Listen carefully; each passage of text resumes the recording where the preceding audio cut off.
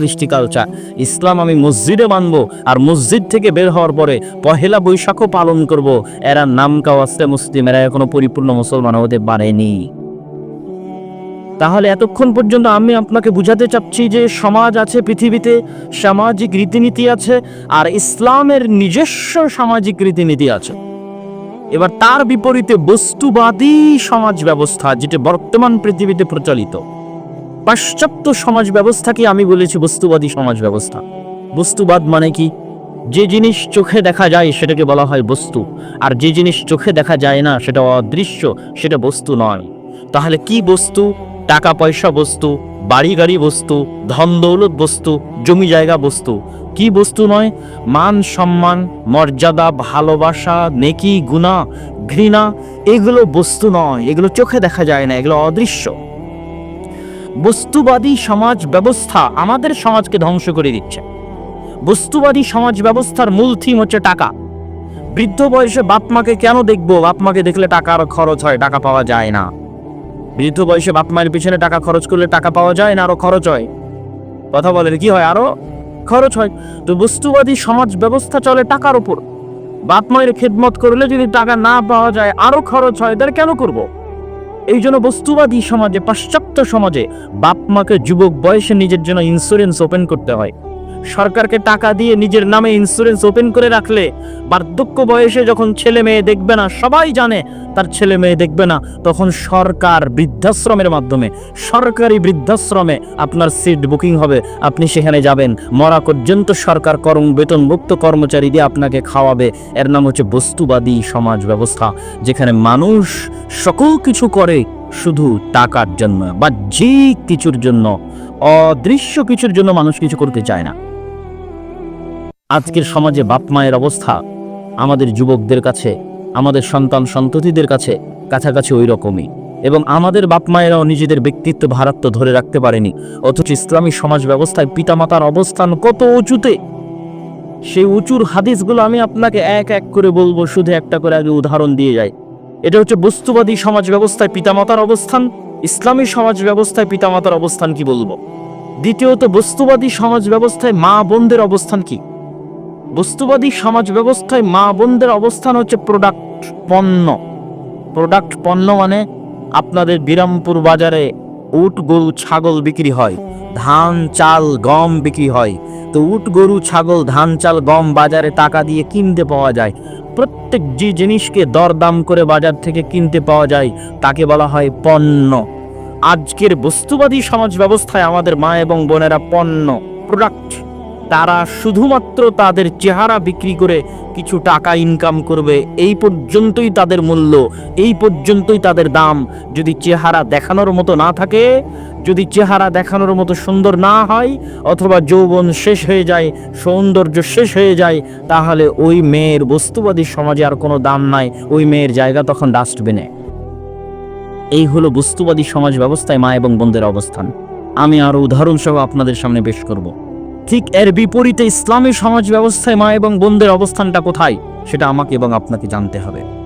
এই দুইটা মৌলিক পয়েন্টের উপর, এই সমাজ ব্যবস্থার উপর আরো বিস্তর আলোচনা করা যাবে, কিন্তু এই দুইটা মৌলিক পয়েন্টের উপর আজকে আপনাদের সামনে আলোচনা হবে। সংক্ষিপ্ত, গুরুত্বপূর্ণ, তথ্যবহুল, দলিল ভিত্তিক আলোচনা ইনশাআল্লাহুল আজিজ। ওমা তৌফিক ইল্লা বিল্লাহিল আলিয়্যিল আযীম। এবার আসেন পিতা মাতার অবস্থান ইসলামে কোথায়।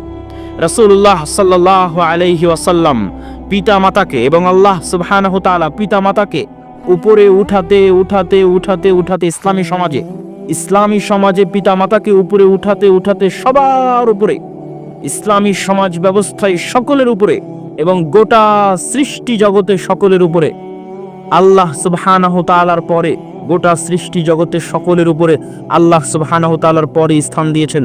আল্লাহ বলছেন, আনিশকুরলি ওয়ালি ওয়ালিদাইক, তুমি আমার শুকরিয়া আদায় করো এবং তোমার পিতা মাতার শুকরিয়া আদায় করো। আল্লাহ নিজের শুকরিয়া আদায়ের পরপরই কার শুকরিয়া আদায় করতে বলেছেন? পিতামাতা। তাহলে আল্লাহ সরাসরি নিজের পরেই পিতামাতাকে স্থান দিয়েছেন। ঠিক তেমনি রাসূল সাল্লাল্লাহু আলাইহি ওয়াসাল্লাম বলছেন, রিযার রাব্বি ফি রিদাল ওয়ালিদ, সাখাতুর রাব্বি ফি সাখাতিল ওয়ালিদ। হে মানুষ, তোমরা কি দেখতে চাও তোমাদের প্রতিপালক সন্তুষ্ট কিনা, তোমার উপর খুশি কিনা? দেখো তোমার পিতা তোমার উপর সন্তুষ্ট কিনা, তোমার পিতা তোমার উপর খুশি কিনা। যদি তোমার পিতা তোমার উপর সন্তুষ্ট হয়, জেনে নাও তোমার পিতার সন্তুষ্টিতে তোমার প্রতিপালকের সন্তুষ্টি। দেখো তোমার পিতা তোমার উপর অসন্তুষ্ট কিনা। যদি দেখো তোমার পিতা তোমার উপর নাখোশ এবং অসন্তুষ্ট, তাহলে তোমার পিতার অসন্তুষ্টিতে তোমার প্রতিপালকের অসন্তুষ্টি, তোমার রবের অসন্তুষ্টি। আল্লাহ সুবহানাহু ওয়া তাআলা পিতামাতাকে স্থান দিতে দিতে দিতে দিতে সরাসরি তার পরেই স্থান দিয়েছেন। পিতামাতা সন্তুষ্ট তো আল্লাহ সুবহানাহু ওয়া তাআলা সন্তুষ্ট, পিতামাতা অসন্তুষ্ট তো আল্লাহ সুবহানাহু ওয়া তাআলা অসন্তুষ্ট। আমাদের রব দুইজন, একজন হচ্ছেন হাকিকি প্রকৃত রব, তিনি রব্বুল আলামিন আল্লাহ সুবহানাহু ওয়া তাআলা, আর আরেকজন হচ্ছেন মাজাজি রব, যিনি আসলে আল্লাহর পরে আল্লাহর পক্ষ থেকে আমাদের লালন পালনের দায়িত্ব নিয়েছেন। তারা হচ্ছে আমাদের পিতামাতা। এই জন্য দোয়ার মধ্যে দুই জায়গাতে রব শব্দের ব্যবহার হয়েছে। রব্বির হামহুমা কামা রব্বায়ানি সগীরা, দুটোই রব। রব্বির হামহুমা, হে প্রকৃত প্রতিপালক, আসল প্রতিপালক। রব্বি, হে আসল প্রতিপালক, দয়া করেন কাদের উপর? রব্বির হামহুমা, ওই দুইজনের উপর। কামা রব্বায়ানি, তাদের ক্ষেত্রেও রব বলা হয়েছে। কামা রব্বায়ানি, যারা আপনার পক্ষ থেকে আপনার প্রতিনিধিত্ব করে আমাদেরকে লালন পালন করেছে, ওই পিতামাতার উপর রহম করুন। তারাও এক প্রকারের রব, আপনার প্রতিনিধি হয়ে রবের দায়িত্ব পালন করেছে। মাজাজি রব, আমাদের লালন পালনের দায়িত্ব পালন করেছে। আর প্রকৃত হাকিকি রব আপনি। অতএব হে প্রকৃত রব, আপনি যারা আপনার পক্ষ থেকে আমাদের লালন পালনের দায়িত্ব পালন করেছে, তাদের উপর দয়া করেন। সম্মানিত উপস্থিতি, রাসূল সাল্লাল্লাহু আলাইহি ওয়াসাল্লাম পিতামাতাকে স্থান দিতে দিতে কোথায় নিয়ে গেছেন? পৃথিবীর মানুষ যে যত বড় গুনাহ করুক না কেন, 3 থেকে 4টা হাদিস এরকম আছে যে একজন সাহাবী এসে আল্লাহ রাসূলকে বললেন, আল্লাহ রাসূল, আযলাবতু যামবান কাবীরা, অনেক বড় অপরাধ করে ফেলেছি। আরেকজন স্বীকার করলেন যে তিনি হত্যার মতো অপরাধ করেছেন। আরেকজন স্বীকার করলেন তিনি জেনার মতো অপরাধ করেছেন। সবাই আল্লাহ রাসূলকে এসে বলছেন, আল্লাহ রাসূল, অনেক বড় অপরাধ করেছি, হাল্লি তওবা, আমার জন্য কি তওবার কোনো রাস্তা খোলা আছে? তখন রাসূল সাল্লাল্লাহু আলাইহি ওয়াসাল্লাম বলছেন, উম্মুকা হাইয়া, তোমার মা কি জীবিত আছে? তোমার বাপ কি জীবিত আছে? তোমার মা এবং তোমার বাপ যদি জীবিত থাকে, গুনাহ যত বড় হোক না কেন, নিঃস্বার্থভাবে বাপ মায়ের খেদমত করো, নিঃস্বার্থভাবে বাপ মায়ের খেদমত করো, জীবন বাজি রেখে বাপ মায়ের খেদমত করো। জেনার গুনাহ হলেও ক্ষমা হয়ে যাবে, অন্য যে কোনো বড় গুনাহ হলেও ক্ষমা হয়ে যাবে। রাসূল সাল্লাল্লাহু আলাইহি ওয়াসাল্লাম বলেছেন, আল্লাহু আকবার, পিতামাতার খেদমতের মধ্যে গুনাহের ক্ষমা আছে, পৃথিবীর যত বড় গুনাহ হোক না কেন। রাসূল সাল্লাল্লাহু আলাইহি ওয়াসাল্লামের নিকটে এসে একজন ব্যক্তি বলল, আল্লাহ রাসূল, উরিদান উজাহিদ মা'আক ফি সাবিলিল্লাহ, হে আল্লাহর রাসূল, আমি আপনার সাথে যুদ্ধ করতে চাই, আমি আপনার সাথে যুদ্ধ করে জিহাদে অংশগ্রহণ করতে চাই। ইবতিগান লিরিদাল্লাহ, আল্লাহ সুবহানাহু ওয়া তাআলার সন্তুষ্টি অর্জনের জন্য। রাসূল সাল্লাল্লাহু আলাইহি ওয়াসাল্লাম বলেন, উম্মুকা হাইয়া, তোমার মা কি জীবিত আছে? লোকটি বলল, যুবকটি বলল, হ্যাঁ আল্লাহ রাসূল, আমার মা জীবিত আছে। বললেন, ফাবাররাহা, তোমার মায়ের সেবা করো, তোমার মায়ের খেদমত করো। লোকটি পুনরায় বলল, আল্লাহ রাসূল, আমি আপনার সাথে জিহাদে অংশগ্রহণ করতে চাই। আল্লাহ রাসূল বললেন, তোমার মা কি জীবিত আছে? তখন যুবকটি বলল, হ্যাঁ আল্লাহ রাসূল, আমার মা জীবিত আছে। আল্লাহ রাসূল বললেন, ফাবাররাহা, তুমি ফিরে গিয়ে তোমার মায়ের সেবা করো। তৃতীয়বারের মতো লোকটি বলল, আল্লাহ রাসূল, আমি আপনার সাথে জিহাদে অংশগ্রহণ করে যুদ্ধে শরীক হতে চাই। তখন রাসূল সাল্লাল্লাহু আলাইহি সাল্লাম বললেন, তোমার মা কি জীবিত আছে? তোমার ধ্বংস হোক, তোমার নাক ধুলোয় ধূসরিত হোক, যদি তোমার মা জীবিত থাকে, তোমার মায়ের খেদমত করো, তোমার জান্নাত তোমার মায়ের পায়ের নিচে রয়েছে। আল্লাহু আকবার। পিতামাতার খেদমতের একটা নমুনা আপনাদেরকে দেখাই। পিতামাতার সেবার দুইটা নমুনা, একটা নয় দুইটা নমুনা দেখে এই পয়েন্টের বক্তব্য শেষ করব। আপনারা জানেন বিশাল লম্বা হাদিস, বানু ইসরাইলের সময়ের 3 জন ব্যক্তি এরকম ঝড় বৃষ্টির দিন পাহাড়ের গুহায় আশ্রয় নিলে গুহার মুখে পাথর এসে পড়ে যায়। তখন একজন বলে, উনজুরু ইলা আমালিকুম, এই তোমরা 3 জন সবাই নিজ নিজ আমল দেখো তো, কোন আমলটাকে আল্লাহর সন্তুষ্টির জন্য করেছিলা, সে আমলের ওসিলা দিয়ে আল্লাহর কাছে দোয়া চাও। তখন প্রথম জন বলল, আমার একটা আমল আছে। কি সে আমল? আমি প্রতিদিন যখন গরু ছাগল চড়িয়ে নি, একদিন জুরাইজের মা তাকে ডাক দিয়ে বসলো, ওয়াসাদাফাতহুস সালাহ, যেই সময় জুরাইজের মা জুরাইজকে ডাক দিয়েছে, ওই সময় জুরাইজ সালাতের মধ্যে আছে, নামাজের মধ্যে আছে। তখন জুরাইজ বলছে, কি করব? সালাত না মায়ের ডাক, নামাজ না মায়ের আহ্বান, নামাজ না মায়ের আদেশ, কি করব ভাবতে ভাবতে জুরাইজ ইখতার সালাতকে বেছে নিল, যে না আগে সালাতই আদায় করি, আগে আল্লাহর ইবাদত করি, পরে মায়ের আহ্বানে সাড়া দিব। যখন জুরাইজ সালাতকে বেছে নিল, তখন জুরাইজের মা বলল, হে আল্লাহ, লা তুমিতহু হাত্তা তারা ওয়াজহা মুমিসাতিন, এই জুরাইজের যেন মৃত্যু না হয় যতক্ষণ পর্যন্ত সে ব্যভিচারিণীর মুখ না দেখেছে। কেননা জুরাইজ আমার ডাক, আমার আহ্বান, আমার আদেশের উপর সালাতকে প্রাধান্য দিয়েছে। একজন ব্যভিচারিণী মহিলা, তার সাথে রাখাল রাইল গানাম ব্যভিচার করলো। ব্যভিচারিণী মহিলা জনগণকে বলল, এই গির্জায় যে শায়েখ আছে, পাদ্রী আছে, হুজুর আছে, সে আমার সাথে এই খারাপ কাজটি করেছে।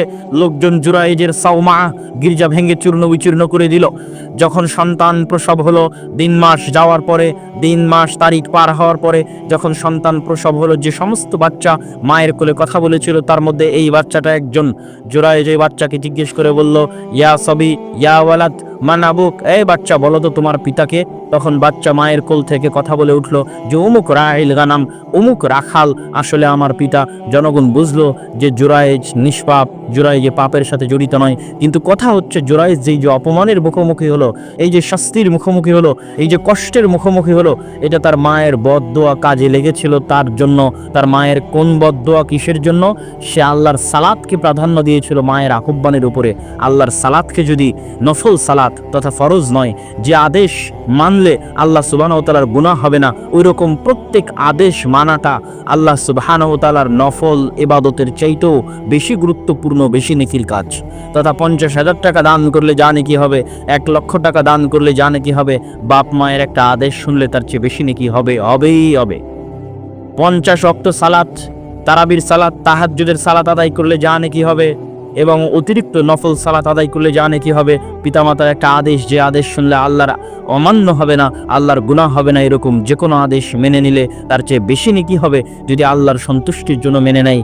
এভাবেই ইসলামে পিতামাতার অবস্থান নির্ধারণ করা আছে, এভাবেই ইসলামে পিতামাতার জায়গা নির্ধারণ করা আছে, যেটা বস্তুবাদী সমাজ ব্যবস্থার সাথে আকাশ ও জমিন পার্থক্য। বস্তুবাদী সমাজ ব্যবস্থায় সন্তানের বয়স যে 18 বছর হয়, সন্তান বাপের বিরুদ্ধে কেস করতে পারবে। ইউরোপ আমেরিকার প্রতিটা দেশে অসংখ্য মুসলিম ফ্যামিলি একটাই প্রবলেম ফেস করে, যে আমার সন্তান তো 18 বছর বয়সের পর আমার কথা শুনবে না। আমি যদি তাকে বলি, বাবা তোমাকে নামাজ পড়তে হবে, পড়ানোর জন্য যদি একদিন লাঠি পেটা করি, তো পরের দিন যা কেস করে দিবা আদালতে। আমি যদি বলি যে বাবা অমুককে বিয়ে করা হবে না, অমুকের সাথে প্রেম করা হবে না, আমার চোখের সামনে যদি অন্যায় কাজে লিপ্ত হয়, আমি কিছু বলতে পারবো না, কেননা তারা ওপেন এবং আজাদ, যে কোনো মুহূর্তে আমার বিরুদ্ধে কেস করতে পারে। এটা যে বস্তুবাদী সমাজ ব্যবস্থায় একটা পিতা এবং মাতার অবস্থা। আর ইসলামী সমাজ ব্যবস্থায় রাসূল সাল্লাল্লাহু আলাইহি ওয়াসাল্লামকে একজন ব্যক্তি এসে বলছে, আল্লাহ রাসূল, আমার বাপ আমার টাকা খেয়ে নেয়, আমার টাকা, আমার বাপ আমার ধন সম্পদ নিয়ে নেয়, খেয়ে নেয়। রাসূল সাল্লাল্লাহু আলাইহি ওয়াসাল্লাম বলছেন, আনতা ওয়া মালুকা লিআবিকা, আরে তুই আর তোর সকল ধন সম্পদ তোর বাপের। রাসূল সাল্লাল্লাহু আলাইহি ওয়াসাল্লামের উত্তর, হাদিসের বাক্য। ব্যক্তি এসে অভিযোগ দিল, আল্লাহ রাসূল, আমার বাপ আমার টাকা নিয়ে নেয়। তখন আল্লাহ রাসূল সাল্লাল্লাহু উত্তরে কি বললেন? তুই নিজেও তোর বাপের, তোর ধন সম্পদও তোর বাপের। তাহলে কোনো সন্তানের যদি কোনো ধন সম্পদ থাকে, পিতা সেখান থেকে নিতে পারে, তার ইচ্ছা মতো খরচ এবং ব্যয় করতে পারে। এটা রাসূল সাল্লাল্লাহু আলাইহি ওয়াসাল্লামের আদেশ। আর বস্তুবাদী সমাজ ব্যবস্থায় সন্তান পিতার বিরুদ্ধে কেস করতে পারে। এ হচ্ছে আসমান এবং জমিন পার্থক্য। এবং আমাদের সমাজ ব্যবস্থাতেও আমাদের সন্তান সন্ততির বিরুদ্ধে আমাদের একটাই আক্ষেপ, যে তারা পিতামাতার কথা শোনে না, পিতামাতার আদেশ মানে না। পিতামাতার কথা শোনা ছাড়া, পিতামাতার আদেশ মানা ছাড়া জীবনে কেউ কোনোদিন বড় হয়নি, আর কারো পক্ষে কোনোদিন বড় হওয়া সম্ভব নয়। পিতামাতার দোয়া ছাড়া, পিতামাতার অন্তরের নেক কামনা ছাড়া পৃথিবীতে কোনোদিন কারোর জন্য কল্যাণ আসেনি, আর কারোর জন্য কোনোদিন কল্যাণ আসাও সম্ভব নয়। এই জন্য আপনার সকল কল্যাণ অকল্যাণ, এমনকি আপনার জান্নাত এবং জাহান্নাম উভয়টাই, আপনার দুনিয়াবি কল্যাণ পরকালীন কল্যাণ উভয়টাই আপনার পিতামাতার কাছে নিহিত। অতএব পিতামাতার দোয়া নিয়ে, পিতামাতার খেদমত করে, পিতামাতার আদেশ মেনে, কষ্ট হলেও বহুদিনই ভাই যারা প্রথম আহলে হাদিস হয়, সালাফি হয়, হয়ে বলে যে আমার বাপ বেদাতি, আমার মা বেদাতি, কি করব? রাসূল সাল্লাল্লাহু আলাইহি ওয়াসাল্লামকে একই প্রশ্ন করেছিল, আপনারটা তো বেদাতি। রাসূল সাল্লাল্লাহু আলাইহি ওয়াসাল্লামকে প্রশ্ন করা হয়েছিল, আল্লাহ রাসূল, আমার মা মুশরিকা কাফেরা, কি করব? রাসূল বলেছেন, সিলি, তুমি তোমার মায়ের সাথে উত্তম আচরণ করো, দুনিয়াবি প্রত্যেকটা একটা বিষয় তুমি তোমার মায়ের সাথে উত্তম আচরণ করো। কাফের হলে কি হবে? 10 মাস 10 দিন সেই পেটে ধারণ করেছে। কাফের হলে কি হবে? 2.5 বছর 3 মাস সেই তোমাকে দুধ পান করিয়েছে।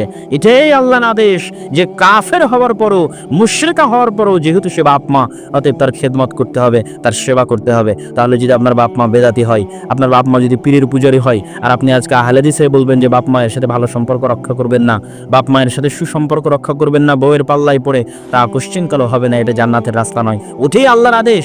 বিদাতি হলে কি হবে? কাফের হলে কি হবে? জন্ম সেই দিয়েছে, তার পেটেই আপনি ছিলেন এবং তার পায়ের নিচে আপনার জান্নাত এবং জাহান্নাম।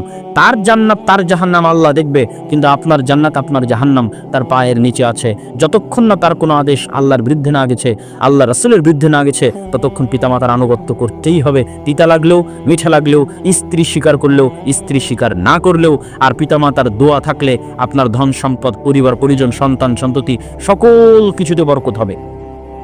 এবং সন্তান সন্ততিকে দাদা দাদির ভালোবাসা দেওয়াটা খুবই গুরুত্বপূর্ণ। দাদা দাদির যদি ভালোবাসা না থাকে, তারা অনেকটা মানসিকভাবে দুর্বল হিসেবে বেড়ে ওঠার সম্ভাবনা আছে। অতএব দাদা দাদির সাথে সম্পৃক্ত করা, দাদা দাদির ভালোবাসা দেওয়া জরুরি। তাই স্ত্রীর পাল্লায় পড়ে দ্রুত সংসার আলাদা করে নেওয়া, বাপ মা থেকে আলাদা হয়ে যাওয়া, বাপ মা থেকে সম্পর্ক নষ্ট করা, এটা কোশ্চিনকালে ইসলামের দাবি নয়। ইসলামী সমাজ ব্যবস্থায় বাপ এবং মায়ের অবস্থান এরকম নয়।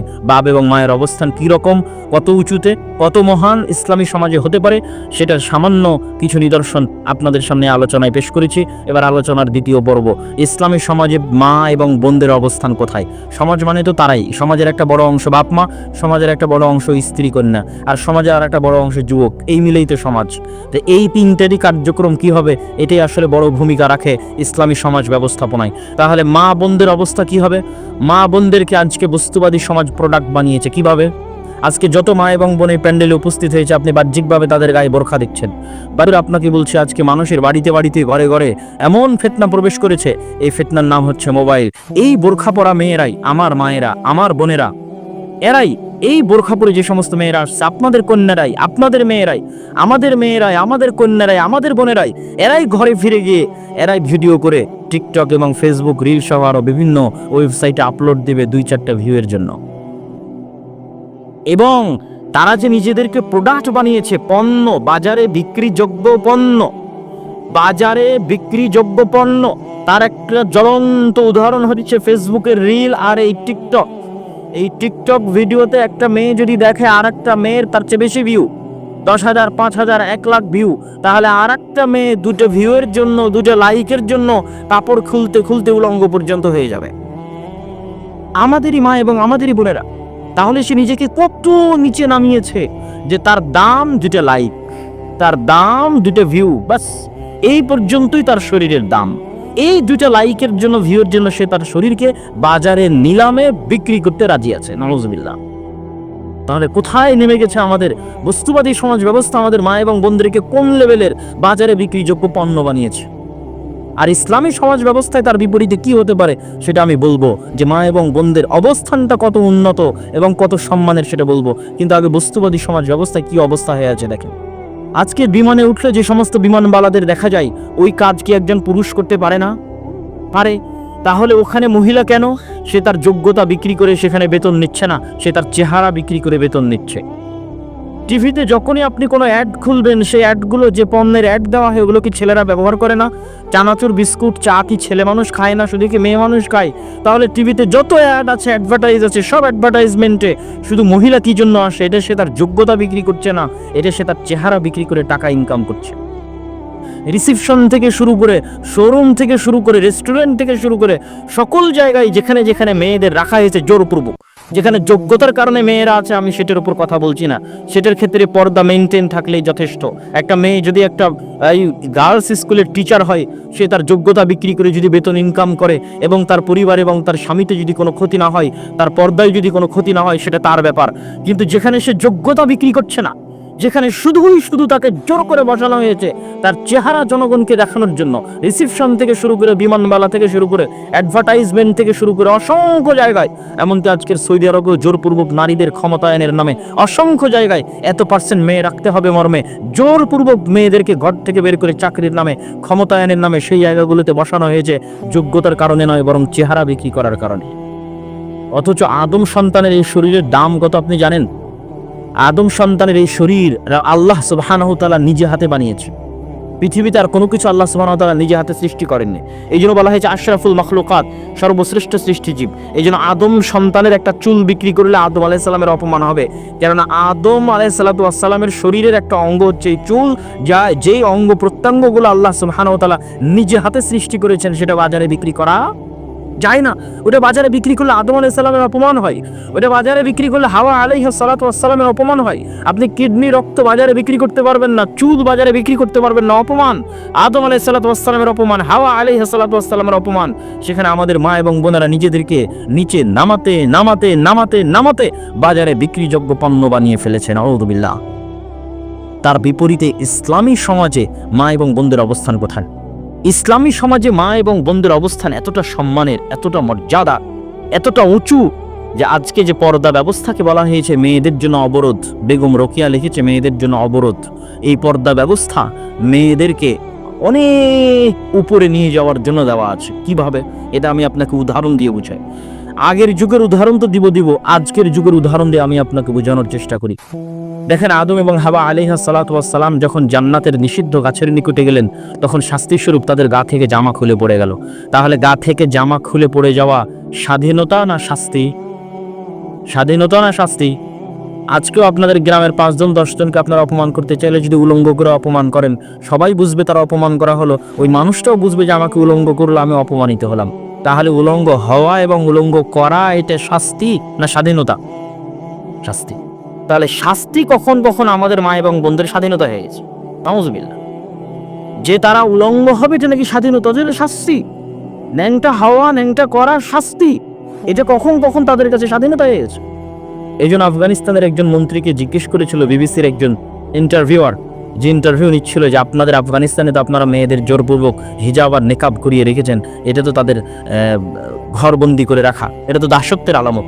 তখন সে পাল্টা প্রশ্ন দিয়েছিল যে যদি হিজাব নিকাব দাসত্বের আলামত হয় আর হিজাব নিকাব খুলে ফেলাই যদি স্বাধীনতা হয়, তাহলে আপনাদের দেশের মেয়েরা পরিপূর্ণ উলঙ্গ হয়ে কেন রাস্তায় হাঁটে না? পূর্ণ উলঙ্গ অবস্থায় রাস্তায় হাঁটবে, তাহলে বেশি স্বাধীন হবে। যত বেশি পরিমাণে কাপড় খুলবে তত বেশি পরিমাণে কি হবে? স্বাধীন হবে। তারা আমেরিকার, ইউরোপের মেয়েরা পরিপূর্ণ নগ্ন অবস্থায় রাস্তায় হাঁটবে, তা তো করে না।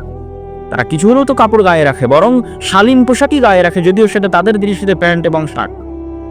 তো তারা যদি প্যান্ট শার্ট, আপনি কি জন্য পরে আছেন? আপনি যখন আমার ইন্টারভিউ নিচ্ছেন, আপনিও তো পরিপূর্ণ নগ্ন উলঙ্গ অবস্থায় আসেননি, তা আপনি কেন প্যান্ট শার্ট গায়ে দিয়ে আছেন? আপনার এই সামান্য প্যান্ট শার্ট যদি আপনার সামাজিক দৃষ্টিকোণ থেকে শালীনতা হয়, তো ওটার আরো বেশি পরিমাণ, আরো বেশি শালীনতা, ওটার আরো বেশি পরিমাণ, আরো বেশি সম্মান, আরো বেশি মর্যাদা। আর ওটা যত কমবে তত শাস্তি, তত অপমান। ওটা তো আমি আগে উদাহরণ দিয়েছি আদম এবং হাওয়া আলাইহিস সালামের সম্মানিত উপস্থিতি। তো এইটা যে সম্মান, পর্দা যে সম্মান, যে পরিবার যত উন্নত, যে পরিবার যত ধনী, যে পরিবার যত স্বাধীন, যে মেয়ে যত স্বাধীন, যে মেয়ে যত উঁচু বংশে, যে মেয়ে যত উন্নত পরিবারের, যে মেয়ে যত উন্নত বংশের, ধনী বংশের, টাকা পয়সাওয়ালা বংশের, সম্ভ্রান্ত বংশের, ওই মেয়ের পর্দার ব্যবস্থা তত উন্নত, জনগণ থেকে তত আড়ালে, জনগণ থেকে তত অদৃশ্য, তত দামি, তত মূল্যবান। এটাই ইসলামী সমাজ ব্যবস্থার মূল ভিত্তি। এই জন্য ইসলামী সমাজ ব্যবস্থায় দাসীদের ক্ষেত্রে পর্দার কড়াকড়ি নেই, বরং পর্দা যে স্বাধীন সে করতে পারে, এটা স্বাধীনতার আলামত পর্দা করাটা। আমি বলেছিলাম আগের উদাহরণ তো থাকবেই, বর্তমান যুগের উদাহরণ নেন। বাদশাহ সালমান বিন আব্দুল আজিজ, সৌদি আরবের বাদশাদের আমরা যতই নিন্দা করি, বাদশাহ সালমান বিন আব্দুল আজিজের বইয়ের ছবি কেউ কোনোদিন দেখেছেন? আপনি চাইলে গুগলে সার্চ করে দেখতে পারেন যে সৌদি বাদশার বইয়ের ছবি, wife of king of Saudi Arabia, যে সৌদি আরবিয়ার কিং এর ছবি, বইয়ের ছবি দেখতে চাই, খুঁজে পাবেন না। এবং সারা পৃথিবী যে সফর করতেছে, সারা পৃথিবীর মানুষজন যে তাদের দেশে যাচ্ছে, তো সব দেশে গেলে সব দেশের রাজার পাশে তার বউ দাঁড়িয়ে থাকে, তার ওয়াইফ দাঁড়িয়ে থাকে। তো সৌদিতে এত বড় বড় রাজা বাদশারা যায়, তো সালমান বিন আব্দুল আজিজের পাশে তার বউ কোথায়? নাই কেন? আচ্ছা, সালমান বিন আব্দুল আজিজ হলাম আগের জেনারেশনের। মোহাম্মদ বিন সালমান, যার ভুল ত্রুটি থাকতে পারে, আমি ওই রাজনৈতিক আলোচনায় যেতে চাচ্ছি না, আমি চাচ্ছি ইসলামী সমাজ ব্যবস্থা একটা মা এবং বোনের অবস্থানটা কোথায় সেটা ইন্ডিকেট করতে। তো মোহাম্মদ বিন সালমান তো যুবক বয়সে, 32, 35, 36, 37 বছর বয়স, তার বউ কোথায়? তার হাতে কোনোদিন তার বইয়ের ছবি আপনি দেখেননি কেন?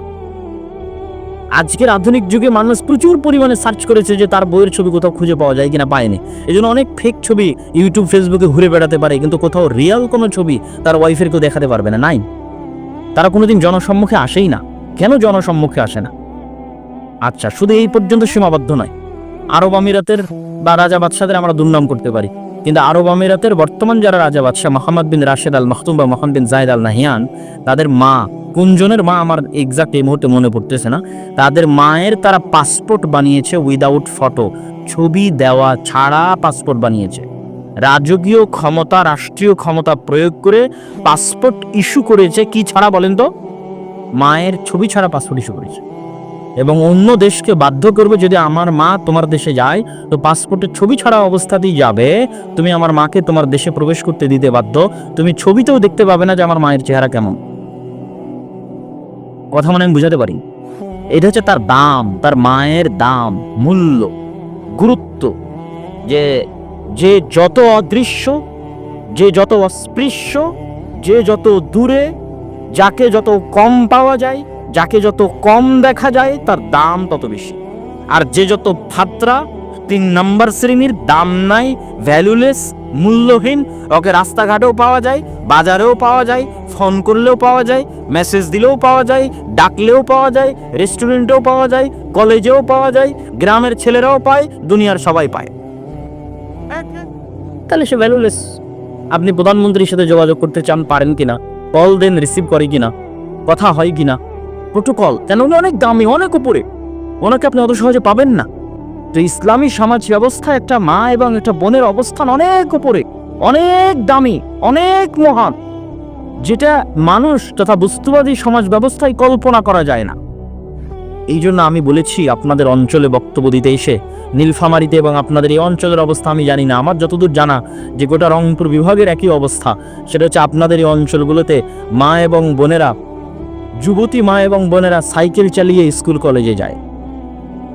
এবং আপনাদেরই অঞ্চলে, যেটা আমি রাজশাহীর অঞ্চলে নাই, রাজশাহী অঞ্চলে সাঁওতাল এবং আদিবাসীদের মেয়েরা এই মাঠে গিয়ে ধান লাগাতে পারে, তারপরে মাথায় ডালি নিয়ে ইট খোলা বহন করতে পারে। কিন্তু আপনাদের রংপুর বিভাগীয় অঞ্চলে আমি দেখেছি যে মুসলমানের মা এবং বোনেরা মাঠে গিয়ে ধান লাগায়, মুসলমানের মা এবং বোনেরা মাথায় মাটির ডালি নিয়ে এক জায়গা থেকে আরেক জায়গায় বহন করতেছে। এটা ইসলামী সমাজ ব্যবস্থা একজন মা এবং একজন বোনের অপমান। এবং যারা তাদেরকে বিবাহ করেছে, এদের বিবাহ করা হারাম হয়েছে, এদের বিবাহ করা কি হয়নি? জায়েজ হয়নি। এরা কেউ পুরুষ নয়, সবাই কাপুরুষ। যদি পুরুষ হয়, চুল পরিমাণ যদি রক্ত থাকে, তাহলে কল্পনা করেন যে ওর মায়ের ছবি পর্যন্ত আরেকজনকে দেখতে দিবে না। এর নাম হচ্ছে পৌরুষত্ব। ওর স্ত্রীকে আরেকজনকে পর্যন্ত দেখতে দিবে না। এটা আরাবিয়ানদের কালচারাল পৌরুষত্ব। এটাই ইসলামে দেখানো হয়েছে এবং শেখানো হয়েছে। এবং এটা যে যে অঞ্চলে বসবাস করে, যে যে প্রাণীর সাথে উঠা বসা করে, তার সাথে সম্পৃক্ত থাকে।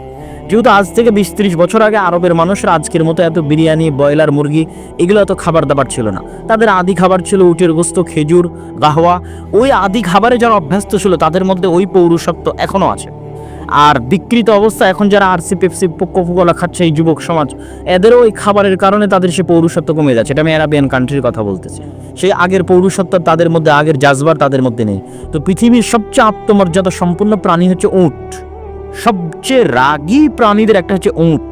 উটের যদি একবার মাথা গরম হয়, সে মেরেও ফেলতে পায়। হত্যা করার মতো প্রবণতা উটের মধ্যে আছে, কিন্তু উটের গোস্ত খাওয়া যায়। এবং উটের রক্তে এত তেজ এবং এত আত্মমর্যাদা, এত আত্মসম্মান যে উটের রক্তের গরমের কারণে উটের গোস্ত খেলে উজু করার আদেশ আছে রাসূল সাল্লাল্লাহু আলাইহি ওয়াসাল্লামের পক্ষ থেকে। তো উটের এই আত্মমর্যাদা, আত্মসম্মানের কারণে তার স্ত্রীর সাথে যদি অন্য কোনো উট কোনো কিছু করার চেষ্টা করে, তো এই উট ওই অপর উটকে মেরে ফেলে দিবে, দুনিয়াতে তার অস্তিত্ব রাখবে না। এই গতি উটের প্রাণীর মধ্যে আছে, একটা আল্লাহর সৃষ্টি জীব তার মধ্যে আছে। তো যারা উটের সাথে চলাফেরা করে, উট খায়, তাদের গতি একই রকম। যারা উটের গোস্ত খায়, তাদের গোস্ত একই রকম। এবার পৃথিবীর আরেকটা প্রাণী আছে, তার নাম হচ্ছে শুকুর। রাসূল সাল্লাল্লাহু আলাইহি ওয়াসাল্লাম বলেছেন, লা ইয়াদখুলুল জান্নাতা আদ-দায়ুস। দায়ুস শব্দটা শুকুরের চর্বির ক্ষেত্রে ব্যবহার করা হয় আরবিতে। দিয়াতা মাসদার, শুকুরের চর্বি। তথা শুকুরের চর্বি যার মধ্যে আছে, ও জান্নাতে যাবে না। তো শুকুরের চর্বি শুকুরের মধ্যে আছে, তাহলে শুকুর জান্নাতে যাবে না। কিন্তু শুকুরের কি জান্নাত জাহান্নাম আছে? কথা বলতে হবে। শুকুরের কি জান্নাত জাহান্নাম আছে? কুকুর শ্রীগালের কি জান্নাত জাহান্নাম আছে? নাই। তাহলে আল্লাহ রাসূল যে বললেন যে শুকুর জান্নাতে যাবে না, এর অর্থ হচ্ছে ওই মানুষ জান্নাতে যাবে না